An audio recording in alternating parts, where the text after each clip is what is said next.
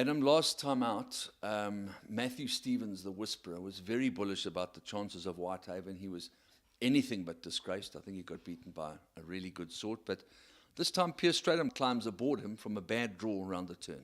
Yeah, Andrew, you know, he's a really nice horse and he's only starting to come into himself now. I think he's going to be a nice 3-year-old for us, and we just luckily found a better horse on the day last time out, and that horse looks like it may be going places. But I think, having said that, he's also going to go places. He's just maturing now. We have got a plan in mind for him, and we need him to break his maiden to qualify for a race we want to go for. So that's why we've opted to take our chances and jump from a bad draw. And we know that's a bit of a disadvantage of the 1200 on the inside track, so I think punters must exercise that with caution. But if he's going to be competitive in those feature races, you'd have to beat a field like this from where he's drawn. The pair of Arlington's Revenge and TAKATUL in race 1 at TURFFONTEIN. Yeah, TAKATUL's been showing us some good work at home. He's a half-brother to undercover agent, so very smartly bred. Probably wants a bit further than this, but you know, depending on how green he is, I expect him to run a big race. And then Arlington's Revenge is not a bad sort, drawn very badly. We'll just be looking for him to run on nicely, and I think he's a horse that people can follow. Okay, on to the second. We've got Craig Zaki climbing aboard Perfect Tigress. She's a nice filly. She's shown that she's ready for a race. I do think that she will be better over 1400, so she may just be in need of this run for experience. Riptide, I'm expecting nice improvement. She's working quite well and hopefully has a place chance. Okay, short and sweet. On to the first leg of the place accumulator. You've got Silken Prince, good draw, and Pierce Stratum aboard. Yeah, nice 2-year-old. He didn't disgrace himself first time out running against old horses, probably in a distance that's not a bit short of his best. So we're going up to the 1450 now. Got a good draw on the inside track. That's always an advantage. We are taking on the older horses again, but I think he'll be a big runner in this type of field. First leg of the place accumulator, Carbon Atom. We ran him last time and he seemed not to stay the mile, coming back in distance with a good draw. Inside course should suit. He should be right there. First leg of the pick six, a horse that seems to be coming along the right way, and I'm expecting a big run from Bourbon Bouquet. What does the stable think? Yeah, she's been a little disappointing up until now. Trying something different, going the 1450. Nice draw. She's got a place chance. EXCALIBUR'S return accompanies Lady Val in race 5. Yeah, it's a strong field with CHARIOT of Gold, who's been pretty protected with the ratings, but they're both in good order. Lady Val won a nice race last week.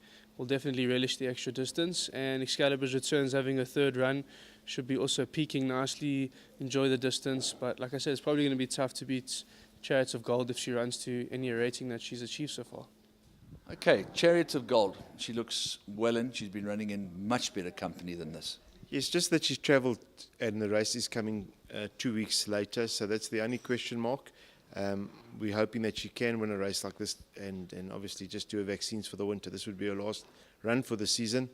Only question mark is obviously the timing. Mathew Stevens actually picked a source out last time out, Wheel of Time. No luck in running over 1.5 miles. You're going further now? Yeah, we thought maybe we'll give it a bash as the features in Durban coming up all over 3,000 and plus. So we wanted to know where we stand over that kind of trip. He was very unlucky last time, couldn't get a run for quite some way down the straight. So he definitely must be in with a shot if he sees out the distance. I'm battling to get to grips with this horse, but I know he's got ability, and 3,000 metres is going to be right up his alley, and we're referring to Lyle Hewittson's Mount Cess. Yeah, Cess is a horse that he runs a bit in and out with us, so scratching our heads with him, but we know that he's got tons of ability. He's putting up some really good work at home. Lyle worked him this morning and was really happy with his work. We think if he has to show some of his earlier form, he could be competitive in this race. On to the 7th race, where you've got Rock Pigeon, who is the mount of Pierce Stratum. Yeah, first time out with us, we didn't really know the filly and how she likes to race. So the plan with Callan didn't really work out, and she didn't run too well, so we drew a line through that and went back to the drawing board with her. Her work at home has improved a lot. She jumps from a decent draw, and I think that she could be effective if she just puts her track work in at the races. Super. Then one of your early syndicate horses was PUGET Sound. You've got PUNTA CANA in the same race, and Royal Crusade, who's definitely a live wire. I would imagine all three of them have got undeniable chances. Yeah, kind of battled to find PUGET Sound the right race. Unfortunately, he's in quite a difficult place with his racing. Anyway, this looks like a competitive field, and he's been running well lately, so he must have a chance. CANA is trying the mile for the first time. He's always a horse that's shown us a lot and been slightly disappointing, so we're hoping the change in distance can bring out the best in him. And then Royal Crusade, first run back as a gelding. Obviously, he's packed with ability, but you know he's a type of horse that wants a lot further than this. And if he can run just a nice race, running on strongly, we'll be very chuffed. Okay, London Secret takes on the boys, but her last run was very good. Very good last run. I think she's going to put up a good showing, and she should be in the money. And you have her stable companion YAMOTO with her. YAMOTO's been off for a while. He's very useful. He may just need this run though.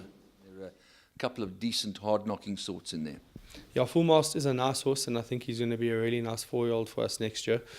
He may just be in need of the run on Saturday, but having said that, jumping from a good draw on this track is always an advantage, and I think that he still could be competitive even needing the run. Okay, then on to Secret Captain. He's been expensive to follow, but he's always there and thereabouts. Yeah, he has been expensive to follow, but I think he's down in class now. Last run just behind Joaquin, that form's worked out exceptionally well. So he's overdue a win. He needs some confidence, and you know I'm hoping just a little drop in class can help him just to get that next victory. Jika. Oh, we're trying the blinkers on Jika just to help concentrate. He should go very well. I thought the last run of TASSILO's was very good in quite a strong race. It didn't go smoothly for him, so he's not out of it. And then the Get Out Stakes in race 10, POORMANSLADY. Yeah, she could be one of our better runners on the day, and she's in the last race. She's very consistent. She's run some good maiden runs and won a nice race. Doesn't look like the strongest of fields. Hopefully she sees out the trip. If she does, I'm sure she's a massive runner.